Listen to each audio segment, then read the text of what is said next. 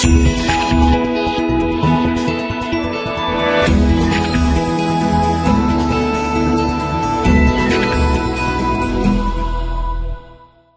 오늘 설교의 제목은 도망자 다윗입니다. 저를 한번 따라해 보세요. 도망자 다윗. 다윗에게는 다양한 이름이 있죠. 양을 치는 목동 다윗, 골리앗을 쓰러뜨린 장수로서의 다윗, 왕의 신임을 받은 왕의 사위 다윗, 그리고 백성들의 사랑과 지지를 온몸에 받은 지도자 다윗입니다. 그러나 결국에는 사울왕에게 미움을 받아서 지명수배자가 된 도망자 다윗이 됩니다. 오늘 본문의 말씀은 다윗의 인생 가운데 가장 힘들고 춥고 외로웠고 어려웠던 시즌에 대한 이야기입니다. 끊임없이 쫓기면서도 인생의 방향이 없이 살아가야 하는 다윗. 쫓기는 인생이기 때문에 도망가 다니는 것이 인생의 목적이지 다른 인생의 목적과 비전을 설정할 수 없는 삶을 살아가는 다윗. 이런 다윗과 같은 인생을 살고 있는 젊은이들에게 오늘 본문의 말씀은 굉장히 중요한 지표가 되는 말씀이 될 것입니다. 특별히 내 인생이 다윗과 같이 쫓기는 인생을 살고 있다. 사실 오늘날 현대인들이 또 현대 도시 문명에 살고 있는 젊은이들이 이 쫓기는 인생을 많이 살고 있는데 그런 인생을 살고 있는 사람들에게 특별한 하나님의 위로와 힘이 되기를 축복합니다. 오늘 본문의 1절 말씀을 같이 다시 읽어주세요. 1절 시작.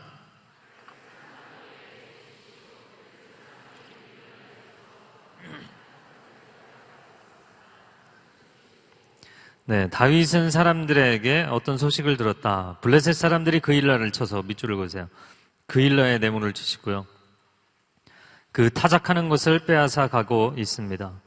누군가가 다윗에게 그일라 소식을 전해 주었습니다. 블레셋 사람들이 그일라를 쳐서 그 타작하고 있는 것을 빼앗아 가고 있다.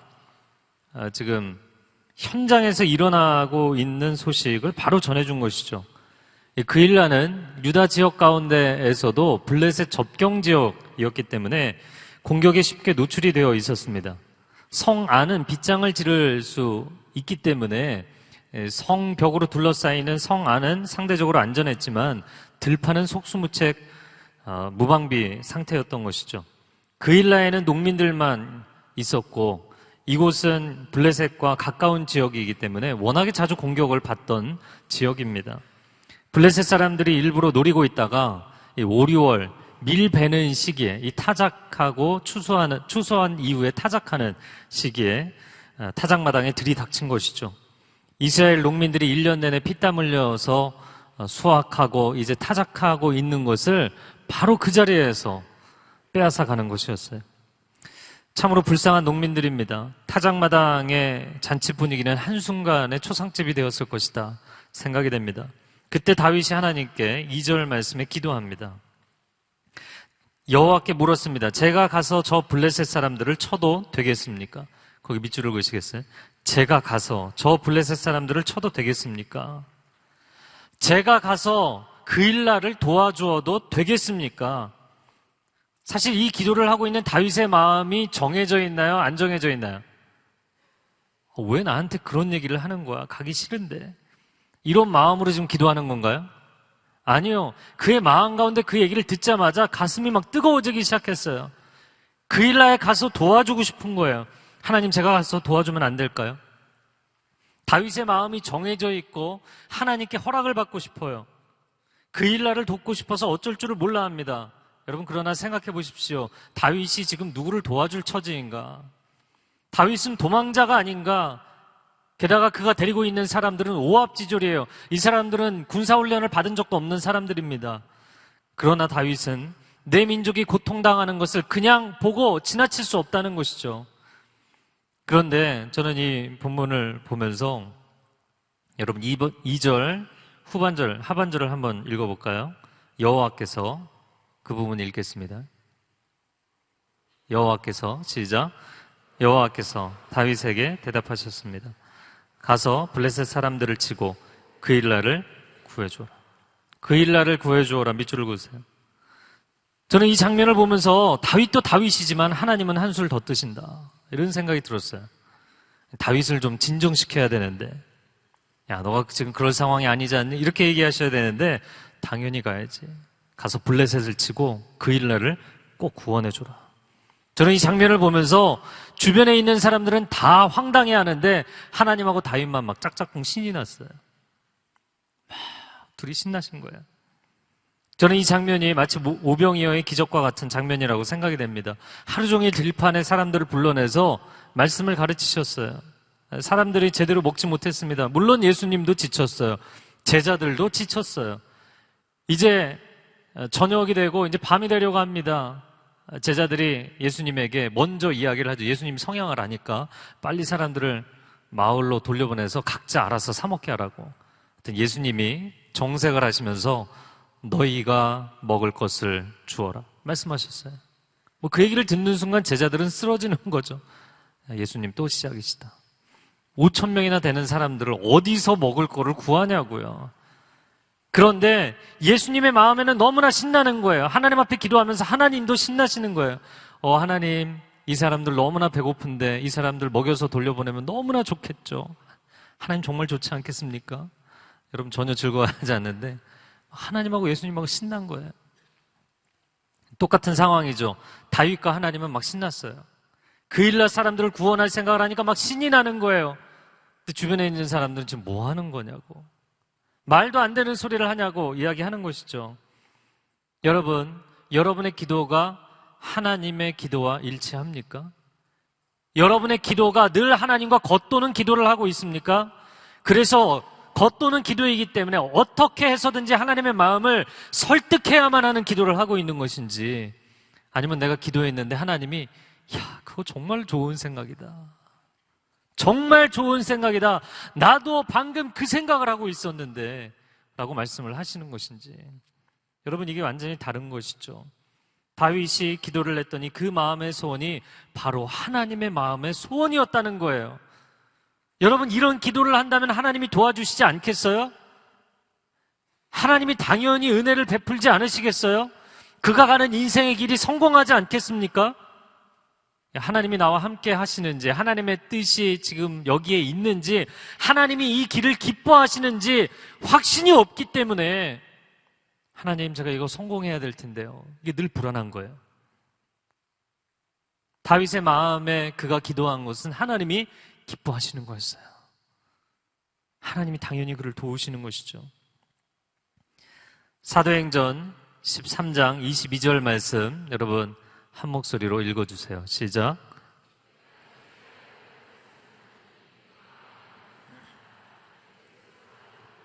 아멘. 저는 여러분이 이런 사람들이 되기를 축복합니다.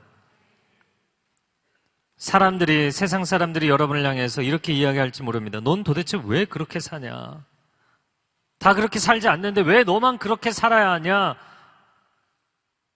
다윗과 같은 인생을 살고 있는 사람들이라면 여러분 마음 가운데 난 그런 소리 들어도 괜찮다 선언하세요.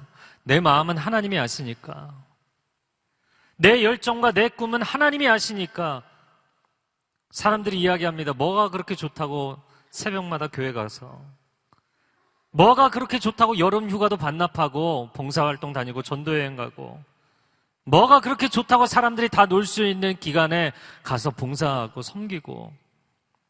여러분, 육체의 소욕대로 사는 사람들이 어떻게 성령을 따라 사는 사람들의 인생을 이해할 수 있겠어요?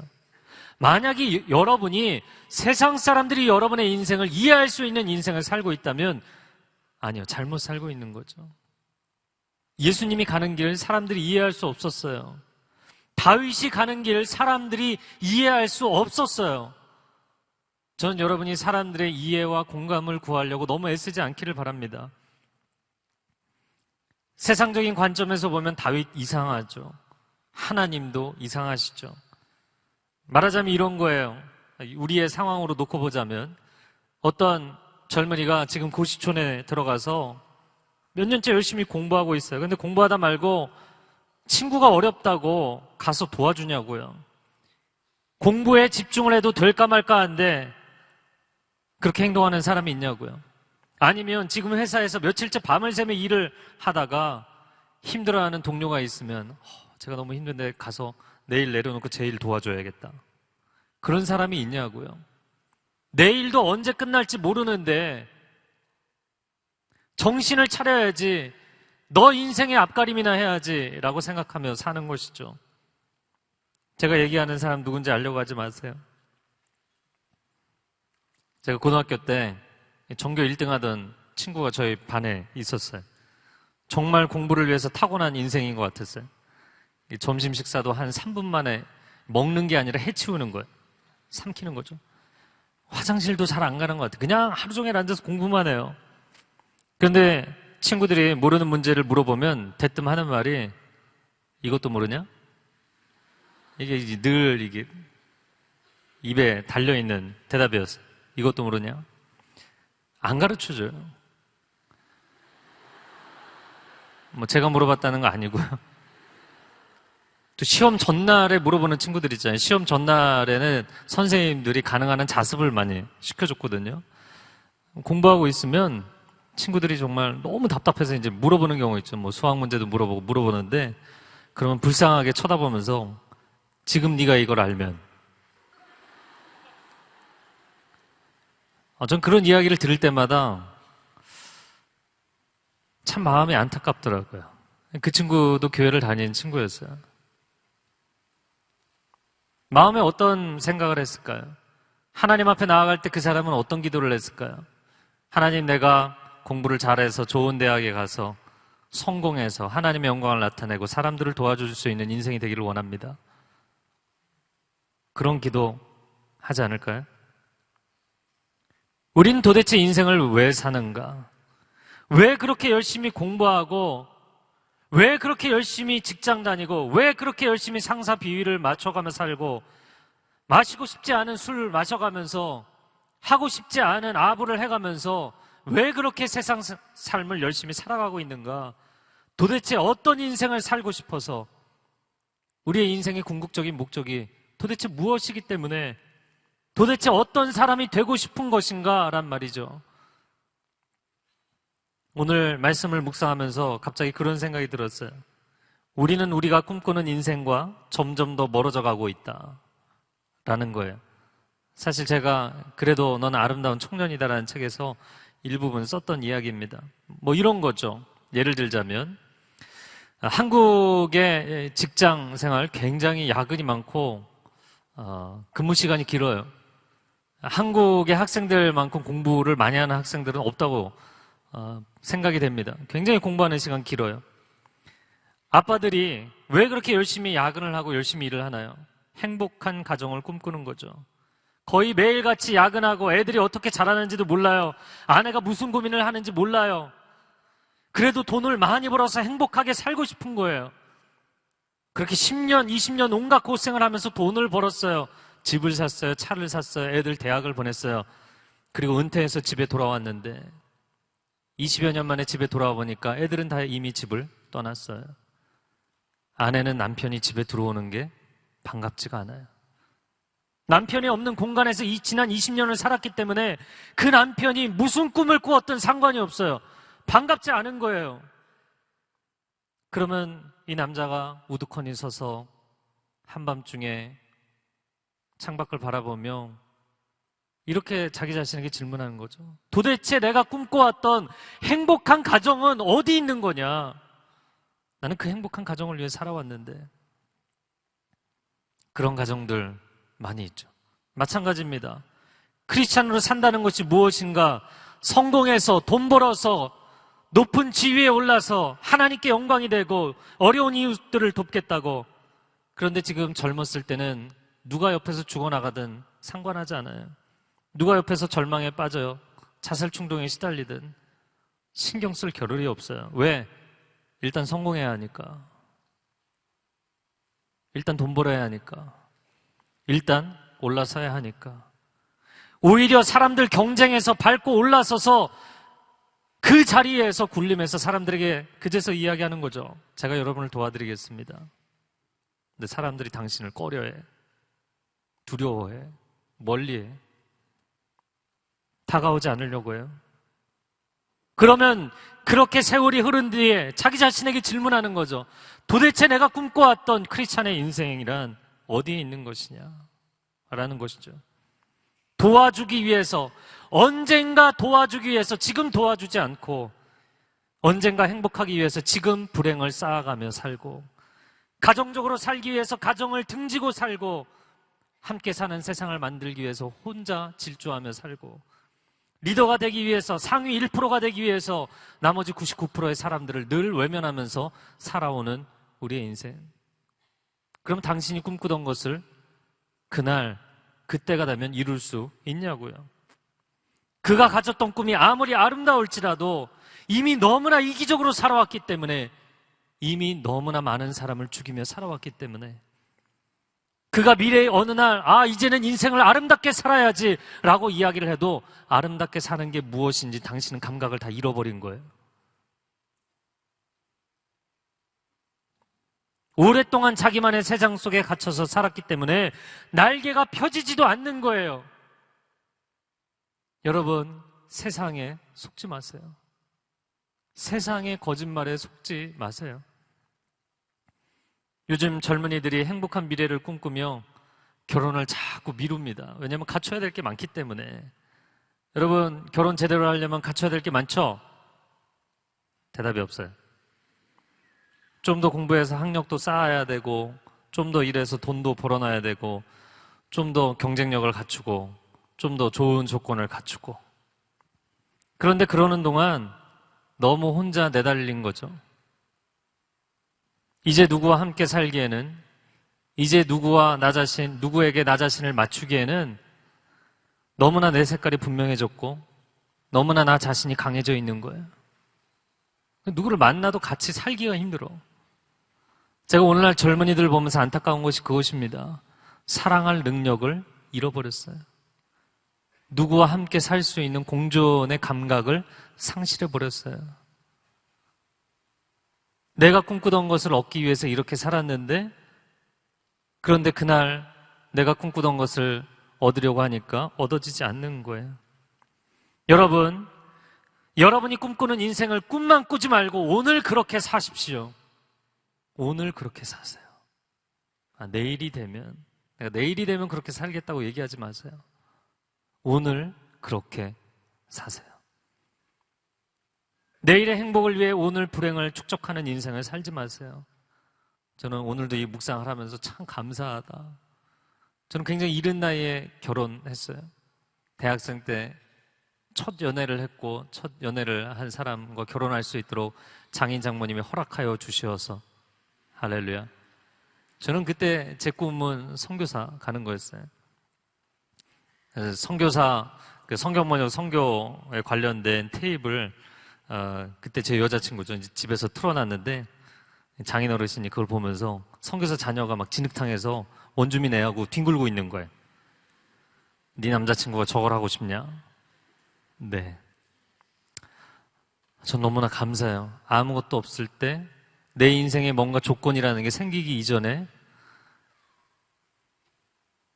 사랑하고 헌신하고 또 나의 사랑과 헌신을 또한 받아준 사람이 있다는 것이 감사해요.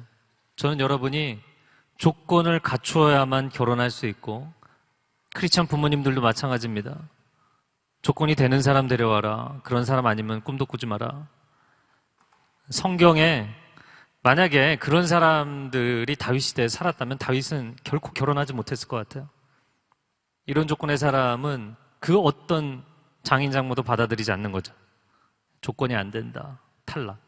서류 심사에서 탈락. 당신이 크리스찬입니까? 부모님들 크리스찬이라면 그렇게 선택하지 마셔야 됩니다. 네, 계획에 없던 얘기를 너무 길게 하면 안 돼요. 두 번째, 저를 한번 따라해보세요. 그 일날까지 가야 하나요? 오늘 3절 말씀 함께 읽어주세요. 3절 시작.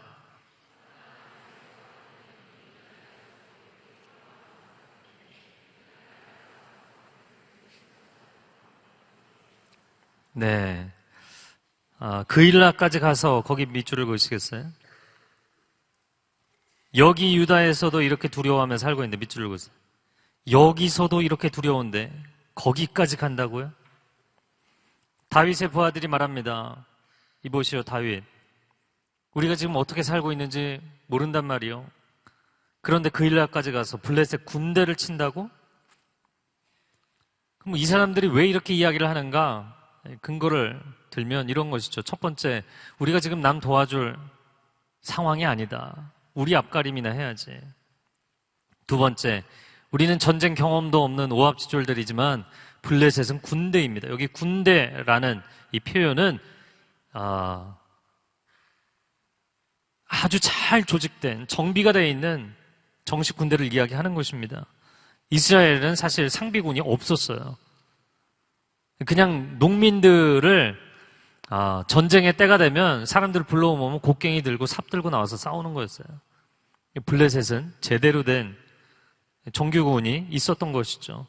우린 상대가 안 된다. 세 번째, 우리가 돕는 사이에 사울이 와서 치면 어떡하냐? 사울이 두렵다. 네 번째, 정치적으로 중립을 지켜야 한다. 우리가 상황을 봐서 블레셋에 망명을 가야 될지도 모르는데, 여러분 10년 뒤에 정말 그렇게 됐죠.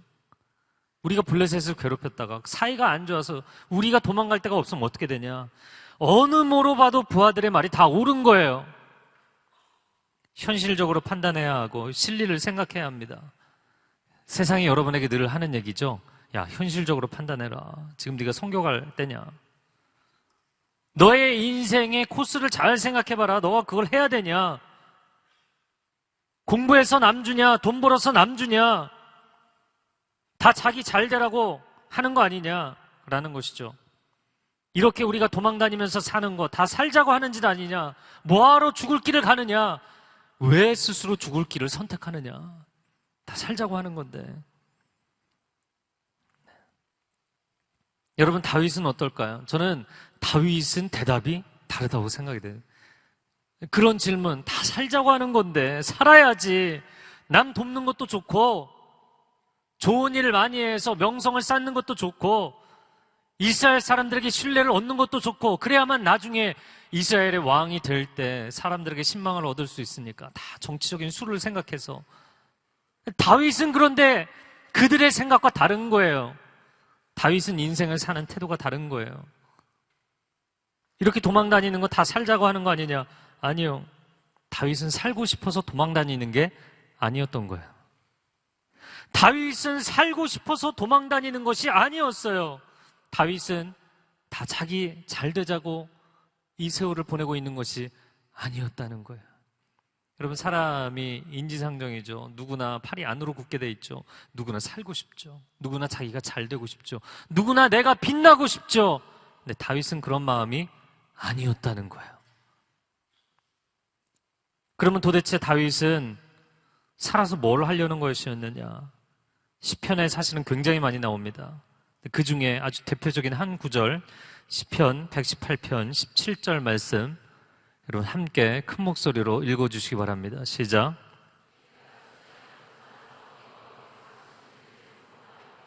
예, 다시 한번 읽겠습니다. 시편 시작. 내가 죽지 않고 살아서 여호와께서 하시는 일을 선포하리로다. 아멘. 하나님, 내가 죽음이 두려운 것 아닙니다. 내가 죽지 않고 살아서 하나님의 영광을 세상에 선포하는 인생이 되기를 원합니다. 하나님, 내가 죽는 것이 두려운 것이 아닙니다. 내가 죽지 않고 살기 원하는 것은 내 인생을 향한 하나님의 언약이 성취되는 것을 내가 보기 원하기 때문입니다. 내가 살기 원하는 이유가 있는데 그것은 살아서 주님을 위해 헌신하는 인생, 가치 있는 인생을 살고 싶은 것입니다. 내가 살기 원하는 것은 헌신하기 위함인 것이죠. 그냥 목숨 하나 부지하기 위해서 사는 것이 아닌 거예요. 그게 인생의 비전이 아닌 거예요. 만약에 그냥 어떻게든 살아남는 게 인생에서 중요했다면 요셉은 보디발의 아내에게 굴복하고 말았을 것이에요. 어떻게든 살아남아야지.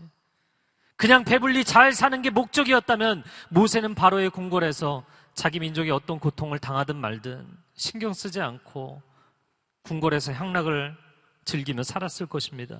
만약에 그저 생존이 목적이었다면 다니엘이 바벨론의 제안에 대해서 마다하지 않고 그냥 그 시스템 안에서 살았을 것이에요. 그냥 사는 게, 살아있는 게 목적이었다면 하나님의 아들은 십자가를 거부했을 것입니다. 그냥 사는 게 목적이 아니라는 거예요. 그냥 살아남는 게 목적이 아니라는 거예요. 크리스찬들은 예수 그리스도를 닮아가는 인생인 줄로 믿습니다. 우리는 살기 위해 사는 것이 아니라 죽기 위해 사는 것이에요. 어떤 인생을 사느냐는 어떤 죽음에 대해서 다짐했느냐에 따라 달라지는 것입니다. 우리는 살기 위해 사는 것이 아니라 가치 있는 일에 목숨을 걸기 위해 사는 것이에요. 생존을 위해 사는 인생은 늘 피해 다니게 돼 있어요. 조심할 것 투성이입니다. 인생이 온통 지뢰밭이에요. 자기 인생을 아름답게 온전하게 가꾸고 유지하기 위해서는 늘 세상의 지뢰밭을 조심해야 돼요. 자매님들, 아름다움을 유지하기 위해서 따가운 햇볕에 피부 가려야 됩니다.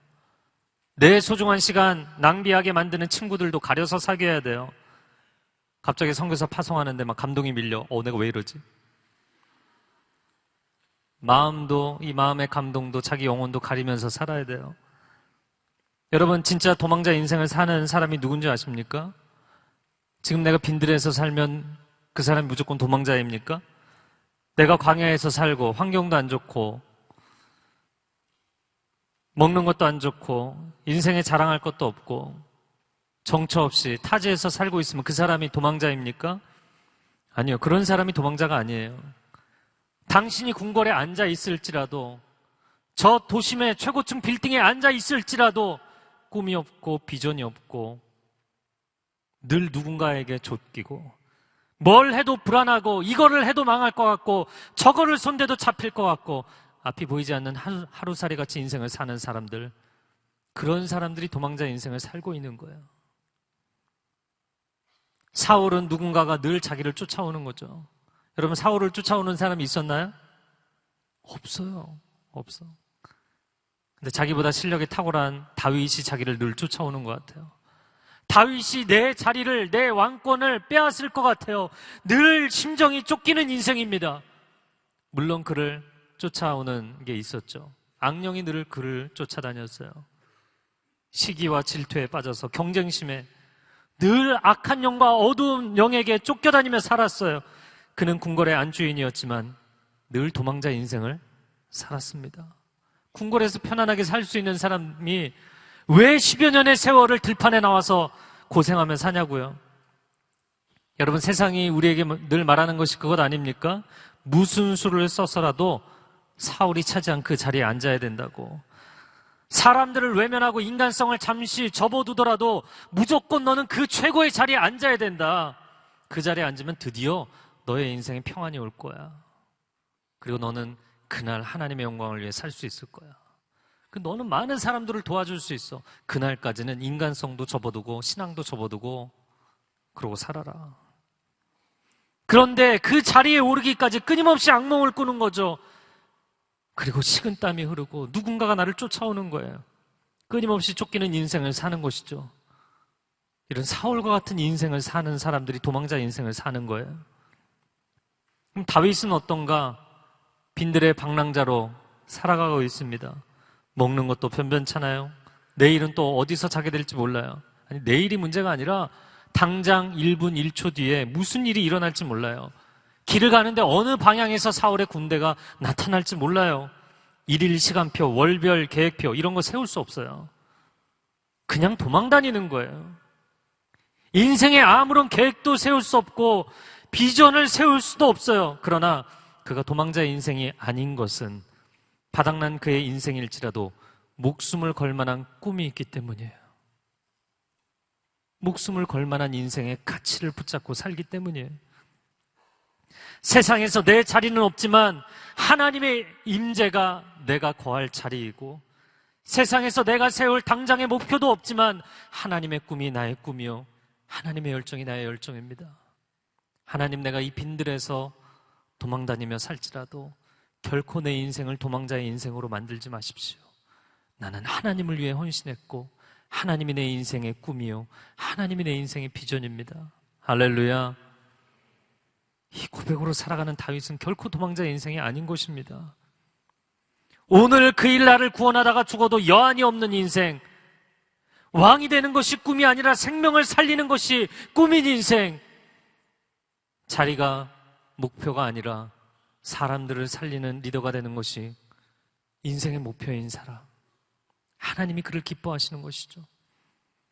그런 다윗이 볼 때 이 부하들이 얼마나 한심하겠어요. 야, 너희가 내 마음을 알겠냐? 네. 너희가 내 고매한 뜻을 알겠냐? 이 세속적인 인간들아. 그런데 여러분, 다윗이 이미 하나님의 음성도 들었고 마음에는 막 하나님 주신 불같은 열정이 타오르는데 이 사람들이 말린단 말이죠. 여러분, 이런 상황에 보통 어떻게 결정을 하나요? 리더가 자신은 가고 싶은데 사람들이 반대한다. 그럼 둘 중에 하나죠. 밀어붙이든지 자기가 포기하든지. 다윗은 전혀 그런 모습을 보이지 않았어요.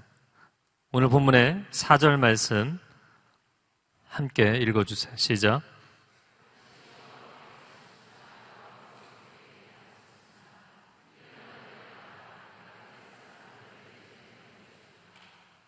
네, 다윗이 여호와께 다시 묻자.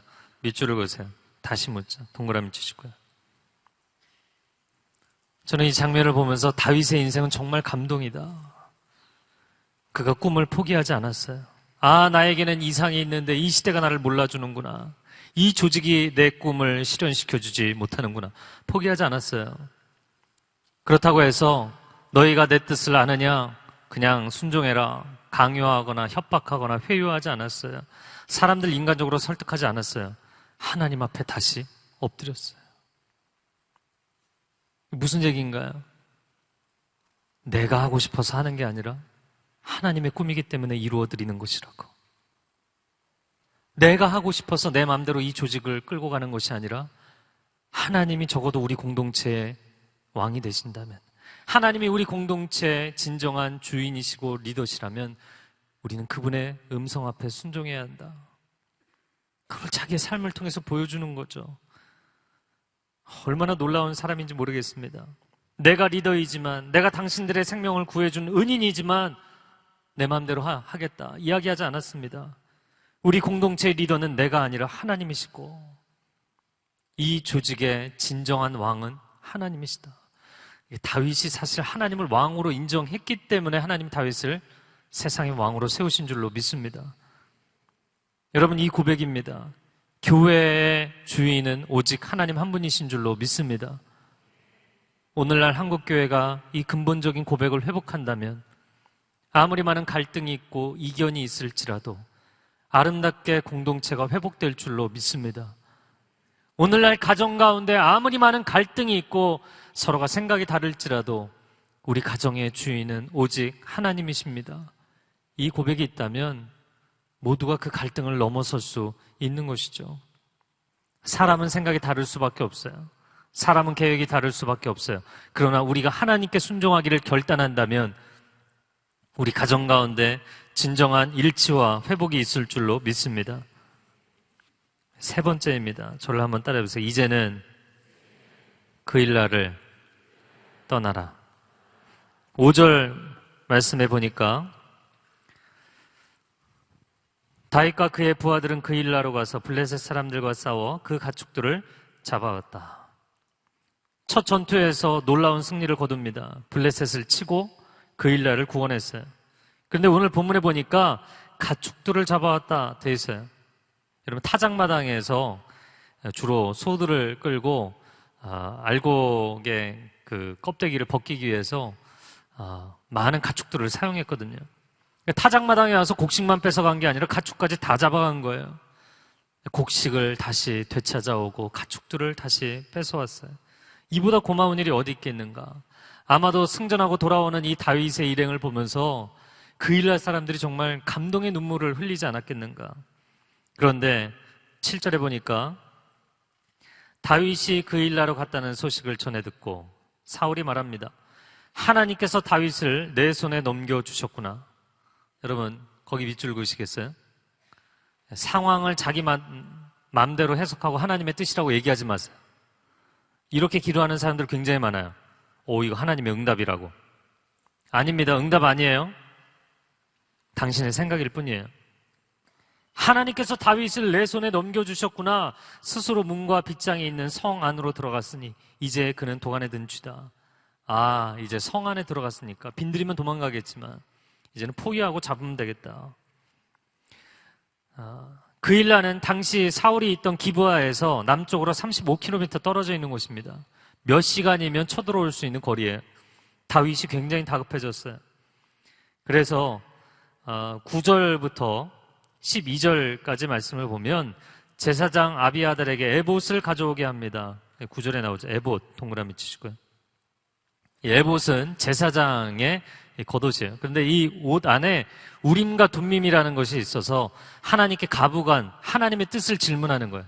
신탁을 결정할 때 이 에봇을 놓고 하나님 앞에 기도하고 우림과 둠밈으로 결정을 했던 것이죠. 자, 첫 번째 질문은 무엇이었냐면 사울이 정말 오겠습니까? 11절 제일 마지막에 보면 그가 올 것이다. 저를 한번 따라해보세요. 그가 올 것이다. 밑줄을 그으세요. 12절에 다시 질문했어요. 그러면 사울이 오면 그일라 사람들이 저와 제 부하들을 사울에게 넘겨주겠습니까? 12절 하반절에 나오죠. 같이 읽어볼까요? 시작.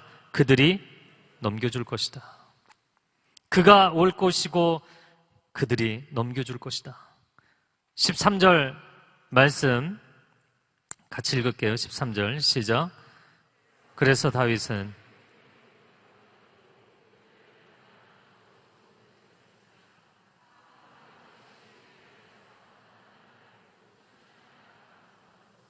네, 13절 그래서 다윗은 600명 정도 되는 부하들을 이끌고 밑줄을 그으세요. 그일라를 떠나 이곳 저곳으로 옮겨 다녔다. 밑줄을 그으세요. 저는 이 장면 묵상하는데 정말 눈물이 나더라고요. 다윗이 목숨을 걸고 도와주었는데 어떻게 내게 이럴 수 있나. 다윗은 그들에게 아무 말을 하지 않고 그냥 떠났어요. 내가 당신들을 어떻게 도와주었는지 알지 않느냐. 다윗이 누구 하나 붙잡고 원망하지 않았어요. 화를 내지 않았어요. 설득하지 않았어요. 왜 그랬는가? 여러분 그일라 사람들 입장에서 생각을 해보면 다윗이 도와주기는 했지만 다윗은 떠돌입니다. 그냥 그는 한 번 떠나면 끝이지만 유다 땅에 사는 그들은 사울 왕을 늘 보면서 살아야 돼요. 어쩔 수 없는 것이죠.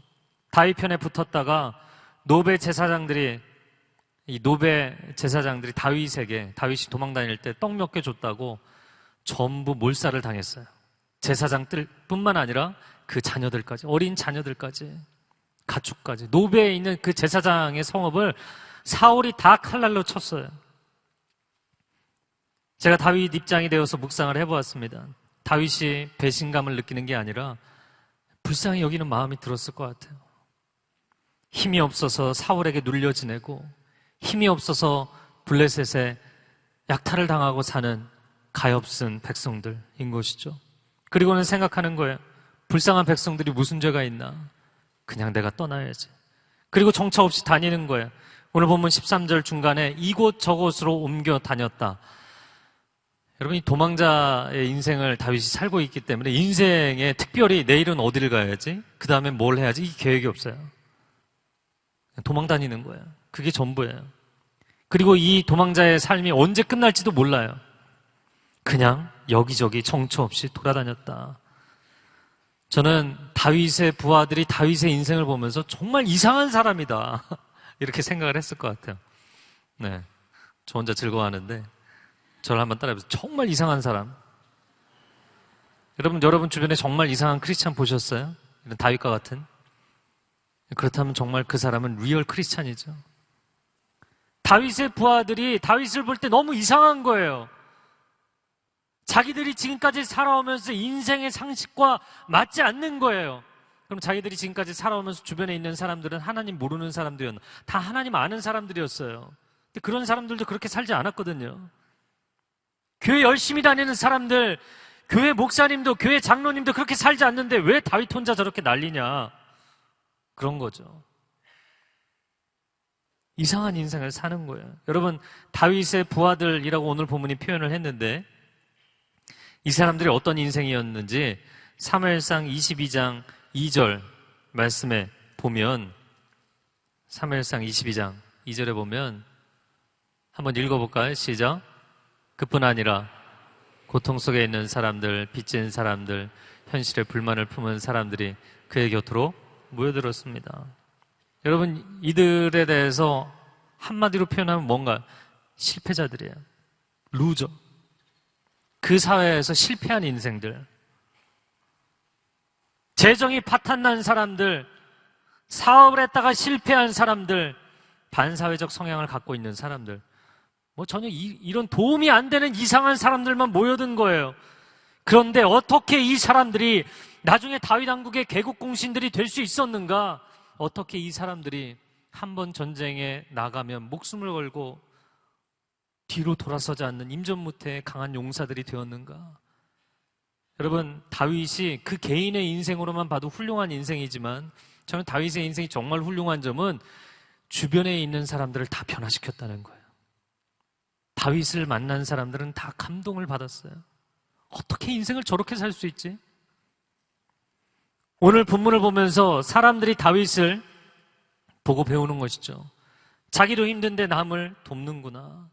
목숨을 걸지라도 가치 있는 일에 헌신하는구나. 우리가 부하들일지라도 의견이 다르면 하나님 앞에 엎드려 기도하는구나. 도와준 사람들이 배신을 할지라도 오히려 그들을 불쌍히 여기는구나. 하나님을 경외하는 마음, 백성을 진심으로 사랑하는 마음, 사람들이 부하일지라도 자기보다 연약한 자들일지라도 그들을 존중하는 마음, 가치 있는 인생을 산다는 것이 무엇인지, 가슴 뭉클한 감동으로 인생을 산다는 것이 무엇인지 다윗을 보면서 배우는 것이죠. 그래서 사람들이 점점 그들이 바라보는 다윗을 닮아가는 거예요. 할렐루야. 다윗을 닮아가기 시작했어요. 사랑하는 청년 여러분, 저들의 사표가 다윗이었다면 우리의 사표는 예수 그리스도인 줄로 믿습니다. 저는 사실 오늘 본문을 묵상하면서 종국에는 예수 그리스도에 대한 묵상을 했어요. 부하들에게는 우리가 사느냐 죽느냐 그것이 문제였다면 다윗에게는 저들을 살릴 수 있느냐, 저들을 그냥 죽게 놔두느냐, 그것이 문제였다는 거예요. 예수님이 2000년 전 이 땅에 오셨을 때 종교 지도자들은 안식일을 준수하느냐 준수하지 못하느냐, 그게 목숨을 걸고 중요했다면 예수님은 그게 중요하지 않았어요. 이 한 생명을 살릴 수 있느냐 없느냐, 너희가 나를 십자가에 못 박으려 할지라도 내가 이 생명들을 살릴 수 있느냐 없느냐, 그것이 주님께 중요했다는 거예요. 만약에 예수님이 천상의 영광의 보좌에 앉으셔서 혼자 빛나는 게 중요하시고 혼자 영생하고 혼자 영광을 누리시는 게 중요했다면 하나님의 아름다운 동산마저 망가뜨리고 존귀한 하나님의 형상들이 서로를 죽고 죽이는 이 망가진 인생들을 위해서 이 땅에 오실 필요 없었을 것입니다. 그러나 예수님은 죄악으로 망가진 우리들을 책임지시기 위해서 이 땅에 오셨어요. 목숨 걸고 이 땅에 오신 것입니다. 여러분, 이 상황에서 그 일날을 친다는 건 사실 누구도 하지 않아요. 이거 합리적이지 않아요. 그런데 예수님은 그 길을 가셨어요. 다윗은 하나님의 마음을 품은 사람이었고 하나님이 다윗을 향해서 이 사람은 내 마음과 합한 사람이다, 나하고 생각하는 게 동일하다는 거예요. 이 상황에서 누가 그런 생각을 하겠냐고요. 하나님의 동산을 망가뜨린 이 버릇없는 인간들을 위해서 굳이 왜 하나님의 아들이 목숨을 걸어야 하냐고요. 누구도 그 길을 선택하지 않지만 하나님의 아들은 그 길을 선택하신 거예요. 여러분, 그 일라가 늘 원래 블레셋에게 당할 수밖에 없는 동네 북이었어요. 원래 그 일라는 그런 어려운 인생을 살아오고 있었던 것이라고. 굳이 내가 갈 필요가 있겠나? 원래 저 사람은 인생을 저렇게 어렵게 사는 것이라고 여러분 그렇게 생각하시겠습니까? 하나님의 아들이 그러지 않으셨다는 거죠. 인간들이 자기가 죄지었고 자기들이 망가져서 자기들이 책임을 져야지 내가 왜 그 길을 가야 되는가 말씀하지 않으셨다는 거예요. 오히려 예수님은 이해할 수 없게 죽는 길을 선택하셨어요. 여러분이 크리스찬이라면, 제가 예수 그리스도를 믿는 크리스찬이라면 우리는 죽기 위해서 사는 거예요. 가치 있는 죽음을 위해서 사는 거예요. 예수님은 죽기까지 살리는 길을 선택하셨어요. 다윗은, 그런데 오늘 본문을 묵상하면서, 주님, 다윗은 살아났지만 당신의 아들은 죽지 않았습니까? 아브라함의 아들 이삭은 제단에서 마지막 순간에 살아났지만 하나님의 아들은 십자가 위에서 마지막 순간에 죽지 않았습니까? 여러분, 이런 좋은 일을 하고 나면 하나님 살려주시면 좋잖아요.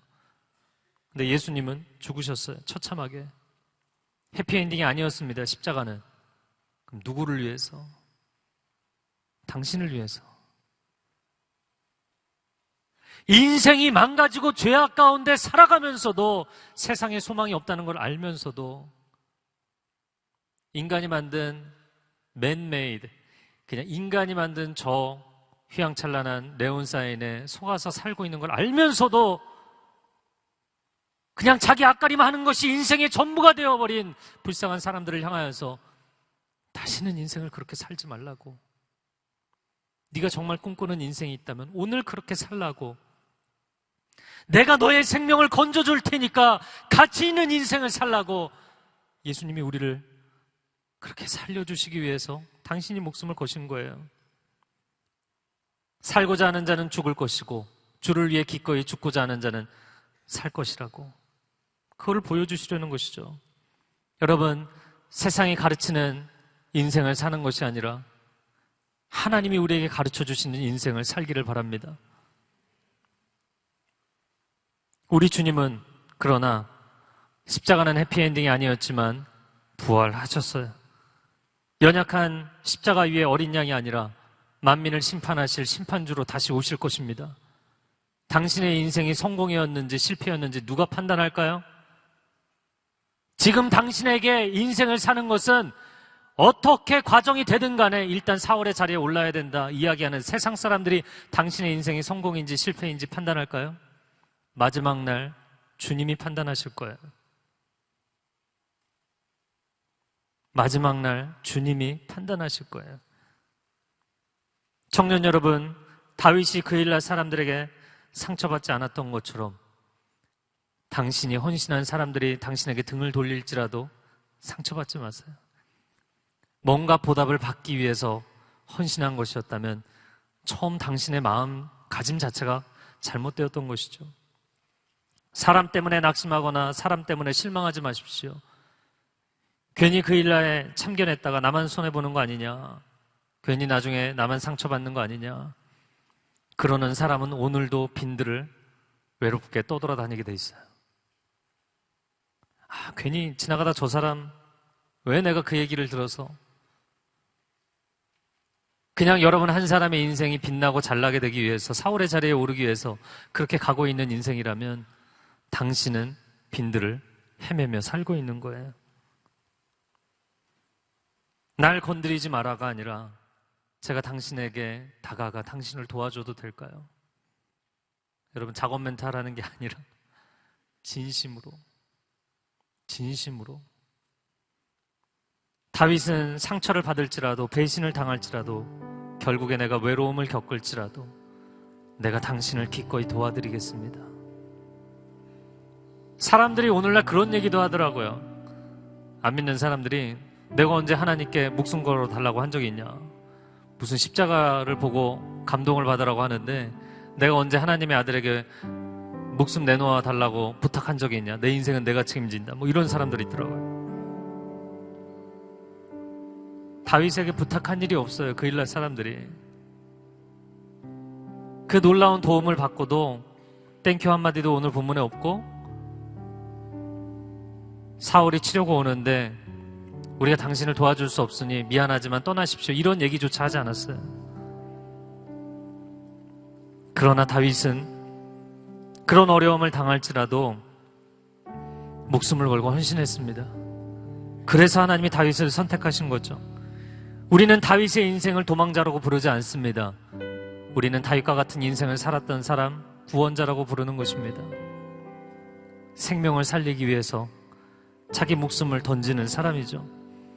그가 가면 생명을 살리기 때문이고 그가 가면 사람들이 살아나기 때문입니다. 오늘 다윗과 하나님의 마음이 합하여서 막 너무나 신나는 거죠. 하나님의 다윗이 이야기하니까 하나님이 너무나 좋아하시잖아요.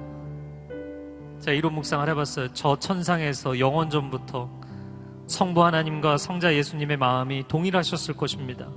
아버지, 제가 목숨을 걸고 내려가 저들을 구원할까요? 그래, 내가 가서 목숨을 걸고 저들을 구원해라. 2000년 전 예수님이 이 땅에 내려오셨어요. 그리고 자기 사람들을 위해서 모든 것을 쏟아 부으셨습니다. 3년의 공생애가 끝나고 마지막 떠날 때 주님이라고 왜 미련이 남지 않겠어요? 근데 주님이 떠나셨어요. 끝까지 사랑하시고 그리고 과감하게 떠나셨어요.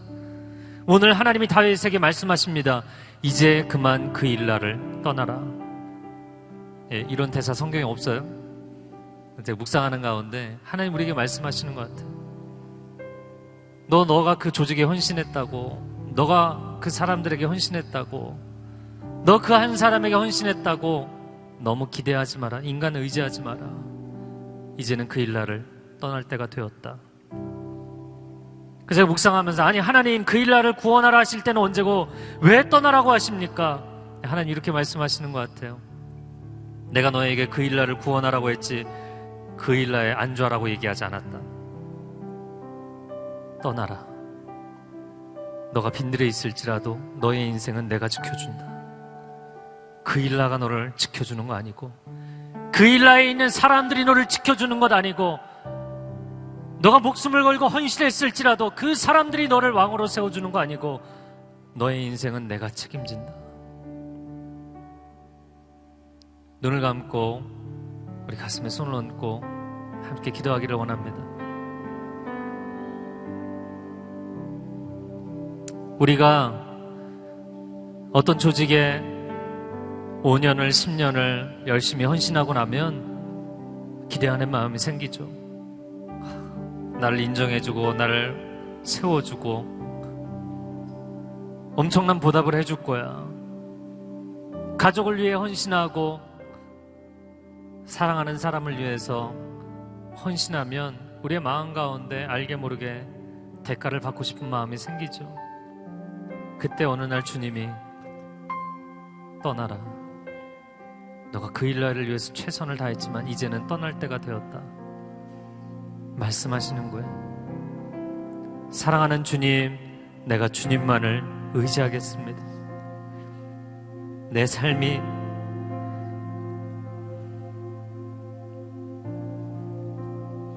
빈들에서 아무런 꿈을 꿀 수 없었던 다윗과 같은 인생일지라도 내가 내일을 계획할 수 없을 만큼 내 인생이 사방이 막혀 있을지라도 내가 가치 있는 인생을 살기 위해서 몸부림을 치고 하나님이 기뻐하시는 마음을 품고 살기 위해서 노력한다면 하나님이 내 인생을 책임지실 것입니다. 하나님이 다윗을 그 빈들에서 붙잡아 주셨던 것처럼 하나님 빈들에 살고 있는 우리를 붙잡아 주실 것입니다. 하나님 앞에 그렇게 헌신하며 나아가는 인생을 하나님이 인도하여 주시옵소서. 주여 한번 외치고 통성으로 기도하겠습니다. 주여, 주여 우리를 긍휼히 여겨 주시옵소서. 주님의 마음을 품고 살아가기를 원합니다. 주님의 길을 가기를 원합니다. 주님의 뜻을 이루어드리기를 원합니다. 하나님 나의 영광을 위해 사는 것이 아니오, 나의 명예를 위해 사는 것이 아니오, 나의 성공을 위해 사는 것이 아니오, 세상의 길을 가는 것이 아니오, 하나님의 사랑, 하나님 내가 하나님의 사랑으로 살아가겠습니다. 오 하나님 나를 붙잡아 주시옵소서. 오 하나님 나를 지켜주시옵소서. 오 하나님 나를 도와주시옵소서.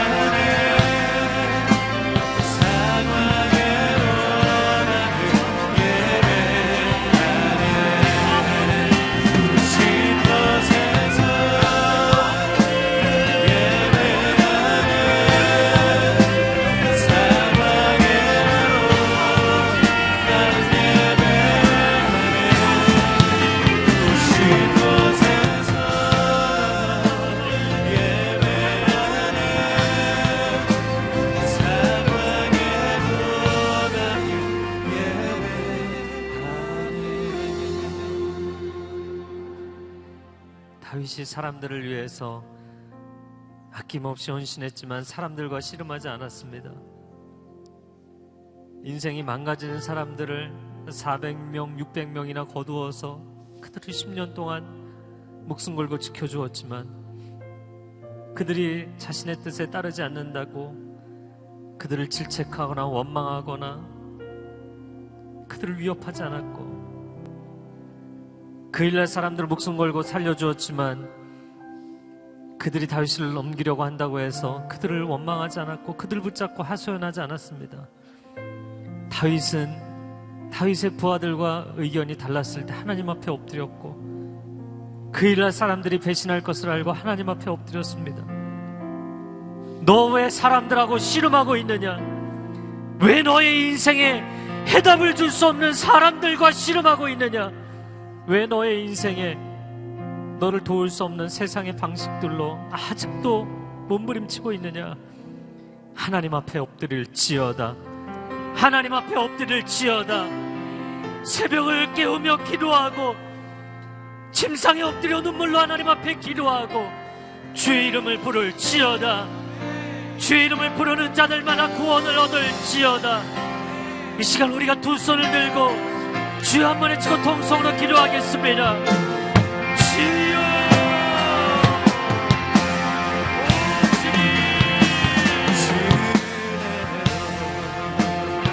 오 주님, 사람들에게 우리 인생의 해답이 있는 것이 아니고 환경에 우리 인생의 해답이 있는 것이 아니고